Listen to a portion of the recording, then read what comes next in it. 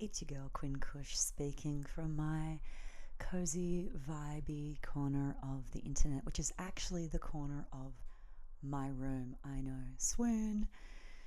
Recording this video on a weekend evening, a Friday nights, where 5 years ago, 10 years ago, I would have been partying until I saw the sunrise, enjoying myself with blackout nights, reaching peak experiences with people that I would hang out with and then probably never see again. I regret nothing. But these days, I am just enjoying sitting by candlelight, enjoying the sweet smells of incense and drinking tea. And although you may think for a moment, wow, that's really sad, it's actually where I'm thriving right now. And a part of feeling like I'm thriving right now is being able to choose how I enjoy to spend time with myself. And how I used to enjoy spending time with myself was through drinking a lot of alcohol. And there's nothing wrong with drinking alcohol. There's nothing wrong with indulging in happy hour and using it to celebrate in certain ways after a big day or to mark milestone experiences. However, when the substance becomes in control of you instead of you controlling it, it becomes a little bit problematic. And from my own lived experience, it was something that I was using to cope. So back in the day when I didn't want to sit with uncomfortable feelings, when I didn't know how to manage the chaos of existence or the sadness of trying to figure out how to be with myself or relate with other people, I would just drink. And not only would I drink socially, but I would drink every single day. The problem with drinking every single day is that, well, firstly, the hangovers just become absolutely more atrocious as you get older. If you know, you know. And secondly, I don't want to black out anymore. When I have experiences with people, I want to be able to remember them. And I realized that I was drinking to manage or cope or numb a lot of discomfort that was coming up in my body, a lot of things that were presenting themselves, attempting to signal and speak with me about the inner musings and inner yearnings of my body and my subconscious. And so after multiple last straw experiences, I decided that my time was done. And this was almost 3 years ago now. Woo! Sub University coming up, baby. And it's been a really hard thing to grapple with, to shake, to have to meet, because drinking is really celebrated, especially by Australian culture. Every birthday, every wedding, every milestone, every Friday after work, every way in which we know to socialize and to connect is so strongly surrounded by alcohol. And not only is it surrounded so strongly by alcohol, but really the more shit-faced you get, the more you are celebrated.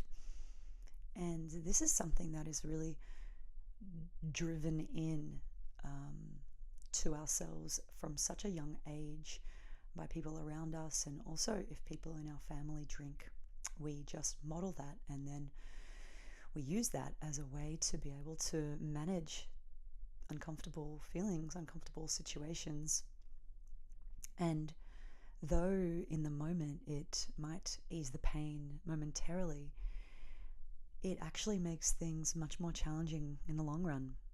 It means that we are using this strategy to be able to temporarily really relieve ourselves of the internal pain that we feel. And so, though we get to shift it instantly almost, it becomes much more challenging to figure out how to be with the uncomfortable feelings. And so for me, I recognized and I could see that it was really blocking me from the next upgrade that I needed to make within myself. The desire for wanting to change my life and for wanting to step into a bigger, to thrive, really. It was stopping me from being able to really thrive. It was blocking my ability to connect with myself. And they say that addiction is just a lack of connection, and the drinking was blocking my connection to self. In fact, I can remember a time where I was drinking so much and I heard this voice, and it was my inner child speaking. It was my little girl. And she just said to me, "You're drowning me. I'm trying to spend time with you, and you're just drowning me." And so, having removed the alcohol now, I have to sit with the things that are coming up. For me, a lot of the time, I was using the alcohol to subside fear, subside a fear of having to step into being with myself, having to step into growth. And the alcohol was keeping me in my comfort zone. And we all know that it's outside of the comfort zone is where we grow.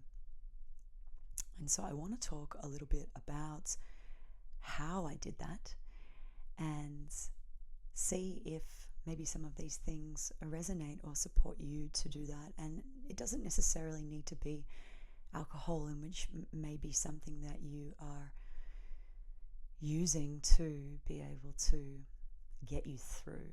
It could be ciggies, it could be weed, it could be shopping, it could be sex, it could be your phone. In fact, I know it's your phone. So, first and foremost, it can be very challenging to come to terms with the fact that you might need to pull back on this thing that is very social. And it's very challenging to say no when people offer you a drink. But for me, when I was put in these situations of,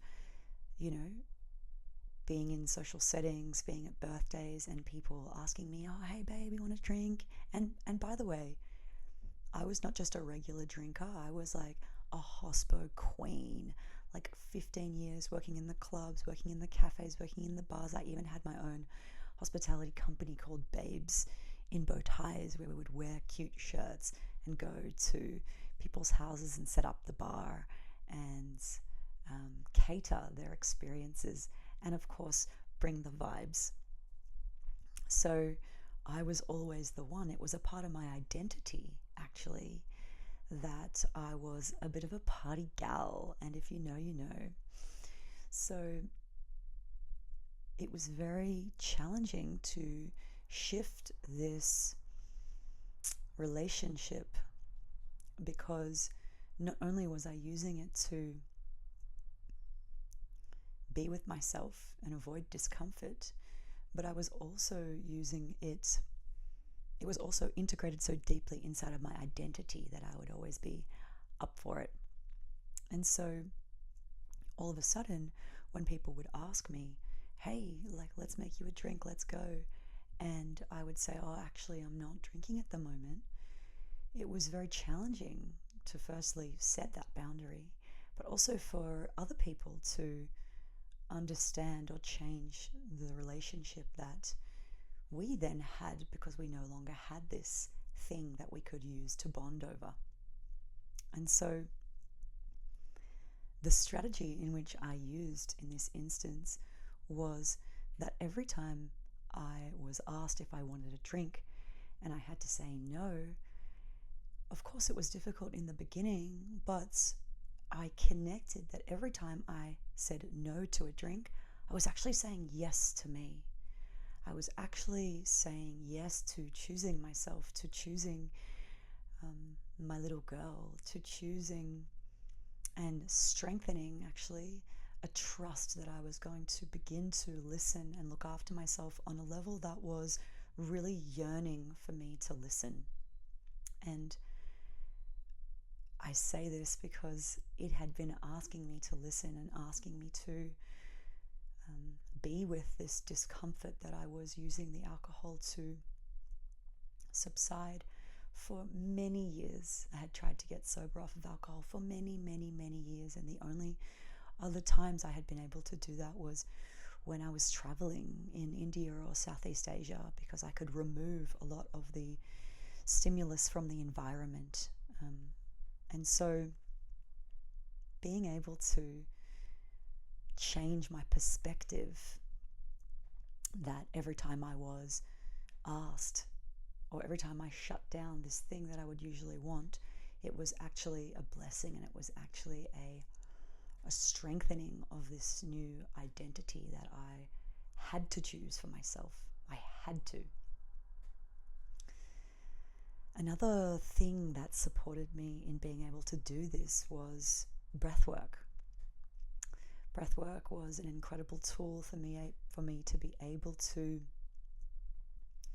be with myself, sit with myself, and when that craving would come up, instead of reaching outside of myself to soothe it, putting the mirror onto myself and actually breathing with and soothing myself and connecting internally with myself to regulate and calm my nervous system was actually strengthening a pattern and strengthening a new way of being with myself to soften that need and to actually reprogram myself from desiring to cope and use something outside of myself to bringing it back to myself and being able to self-soothe myself. As well as this, I also got into the habit of having cold showers.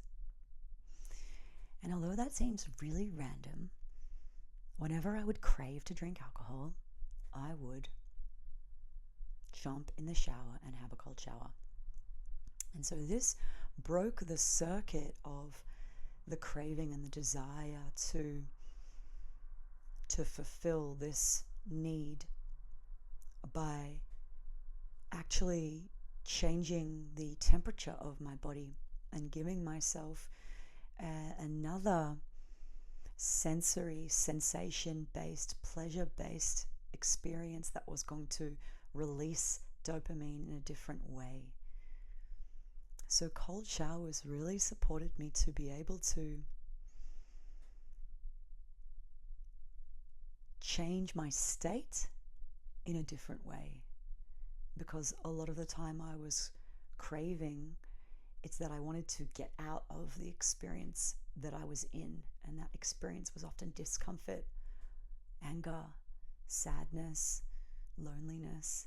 And so having a shower, a cold shower, although in the moment was very cold and hard to do, it actually released a more sustainable feeling inside my body, more sustainable dopamine to regulate me from this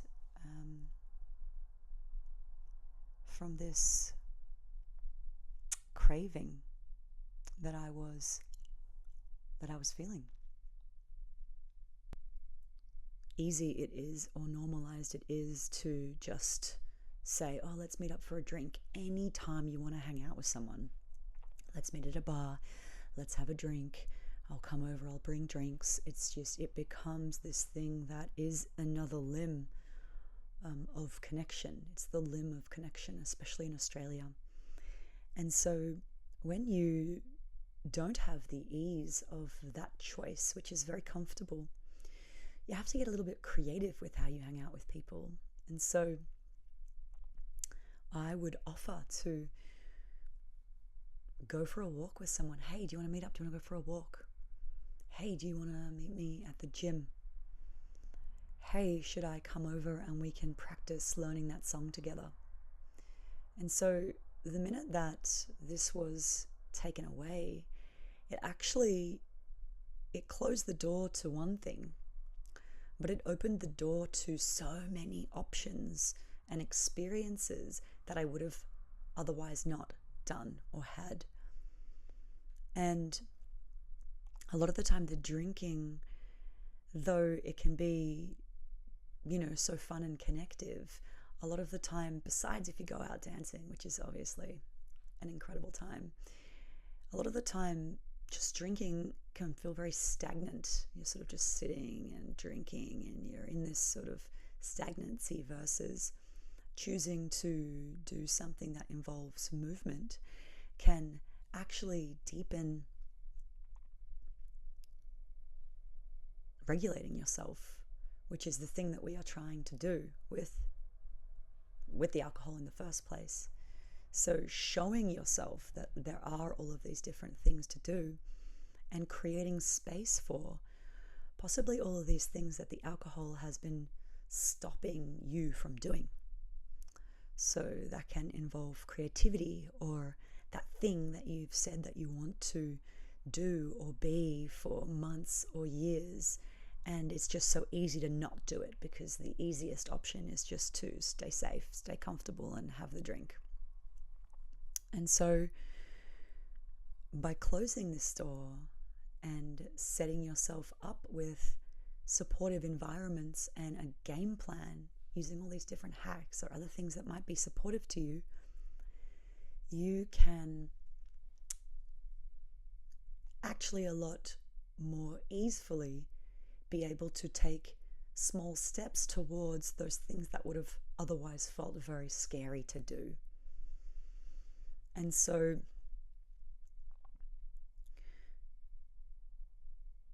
though it may just feel like a very simple thing to pull away from, the gifts of being able to gain control back of your choices and of the different ways in which you can actually be with yourself is an ocean of opportunity. It is so many more dimensions of what you think or even believe about yourself to be possible.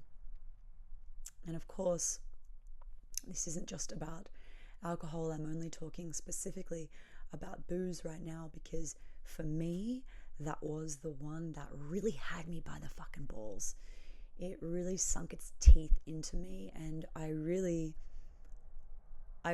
could not moderate this at all.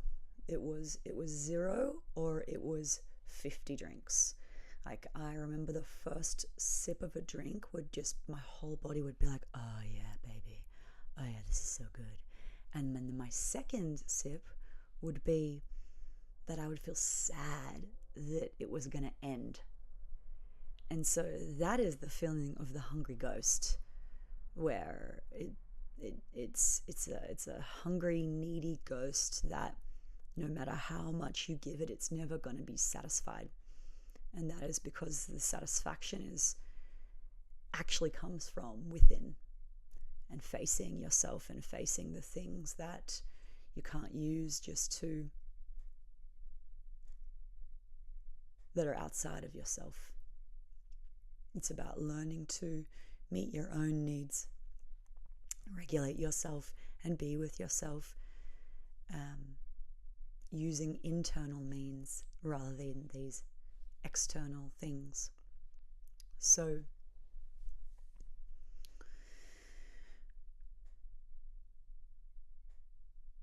of course, it can also be very supportive to connect with nature. Connecting with nature is a natural drug. It'll give you a natural hit of dopamine, of pleasure, of connectedness, being able to jump in the ocean or feel the sun on your body. And these are all things that if you are also drinking can numb those feelings. So many people want pleasure, but then choose to do it with booze. And although it may feel heightened momentarily, it's actually more a numbing of pleasure, or a false program that has been told to us that is going to help us to feel happy and pleasurable. But I'm sure you know, just as I know, that when the hangover kicks in, it's all downhill from there.